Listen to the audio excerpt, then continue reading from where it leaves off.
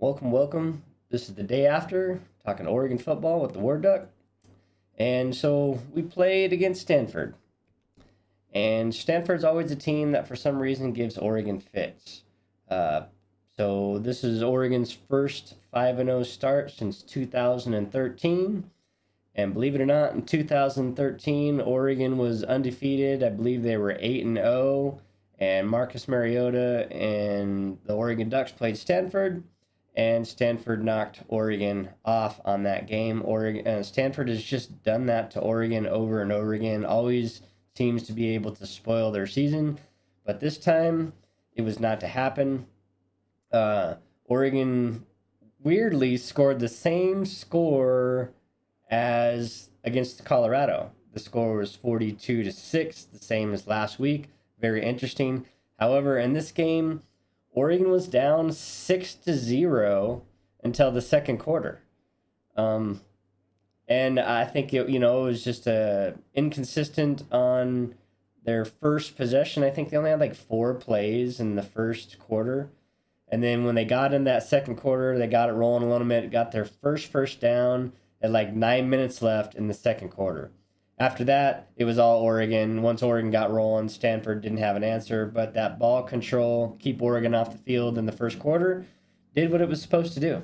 Now, I'm going to show you two plays on highlights, which sums up this game, and that's all we really need to look at here.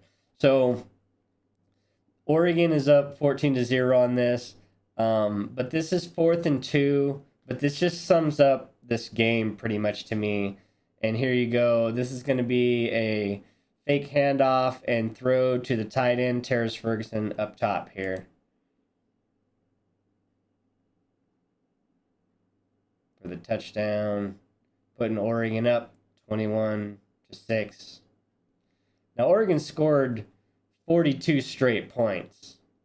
And this was but this play and then the next one you're about to see were just the epitome of this game once Oregon's offense got rolling. You're going to see down at the bottom here, there's going to be right here, Franklin. And he's just too good of a player. You can't give him any space at all, or he's going to turn those into big gains and touchdowns. But yeah, bam. Too late coming over. So that was pretty much how that Oregon game went. And so, we'll look at a couple of the stats here. This is not what I wanted. Where's the box score? There we go. So Bo Nix was 27 of 32. That's like, what, 84%? That's pretty damn good. Anytime your quarterback is over the 70s, it's going to be hard for other teams to win, especially when they're throwing 32 times a game. But, Bo Nix had 290 yards, 4 touchdowns out of 32 attempts at 84% completion rate. That's pretty good. Jordan James had an exceptional game, making big runs. He runs to contact. I really like that. 6 carries for 88 yards. Bucky Irving, 13 carries for 88 yards. And then Bo Nix had a couple of runs there. Troy Franklin, again, another monster game, 7 receptions for 117 yards. He's having a tremendous season so far. I think out of the 5 games, there was only 1 game that he didn't eclipse 100 yards. And that's pretty impressive. And we're not going to look at the rest of this because this is what Oregon was supposed to do. Oregon was supposed to go down to Stanford and beat Stanford, and that was the end of that. And that's what they did. They took care of business. I thought the defense looked really well. I think there was a couple of injuries, and one of them that I was a little bit concerned on was Tysheem Johnson's been really good back there in the secondary, and I think he got hurt. So hopefully, they get healed up and he's back by the time that we go up to Washington and play Washington. That's a huge game.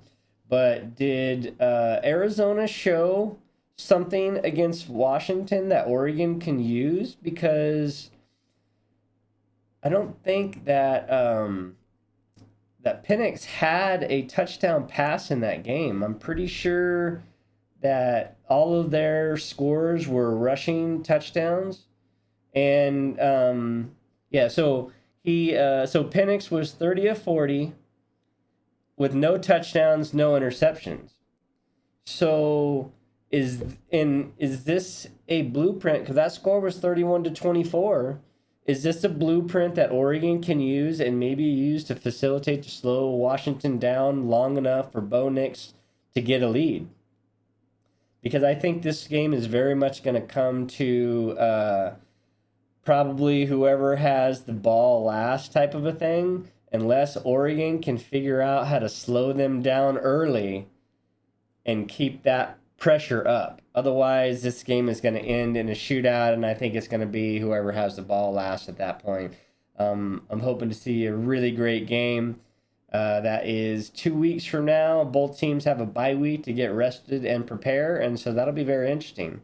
Now, the rest of the Pac-12. So you had, which was kind of very interesting because you had USC jump out huge early on Colorado. And then you had Colorado come back and almost get to a point to where they could tie that game. For some reason, I'm not really sure about Coach Prime's play calling in the fourth quarter. He was not managing the clock very well. I don't really understand what was happening there, but maybe he had a different plan that's just, I don't know. But he was just kind of lackadaisical, not using timeouts, letting the play clock running instead of passing, and then, I don't know. It was just weird doing some handoffs when you didn't have a lot of time left. But I don't know. I mean, he's getting paid a lot of money, so I'm sure he knows a lot more than I do about it. But so has USC been exposed a little bit? Because what I've seen is USC's offense seems to jump out big, and their defense seems to do really good in the first half, and then they get tired, and that's when teams seem to start coming back. Arizona State did it the other day. And so I'm wondering if the altitude at Colorado made it more apparent earlier in the second half, allowing Colorado to really start maneuvering that ball down and scoring. Because Colorado scored 14 points in the fourth quarter, and USC couldn't score at all. So I'm not sure if that's a depth issue or just altitude got to him, but it seemed to me that Arizona State did that to him also, so that'll be something to keep an eye on. Let's see. Washington beat Arizona. Arizona State beat Cal beat Arizona State 24-21. Another interesting scored game there. Those are two teams that are a bit struggling.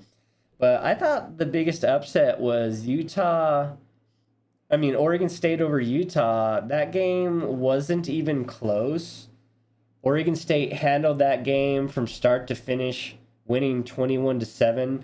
I know that's without Cam Rising, but nobody knows when he's coming back. Some people say mid-October, but will he be the same Cam Rising that he was last year, or has this time off hurt his development too much for him to make a difference later in the year? So that'll be something else to keep an eye on. But let's see. Next week, we have just a few games because a couple teams have off. So we got Washington State at UCLA. That'll be a good one to watch. Colorado at Arizona. I expect Colorado to win that game. Oregon State at Cal. I expect Oregon State to win that game. And Arizona at USC. This will be something to look at where Arizona, if they can weather the storm early, may have a chance because they can put up some points. So, I don't know. But with that, we're at her today. Much love, all. We will catch you next week on a bye week just to talk about what's going on. Much love, all.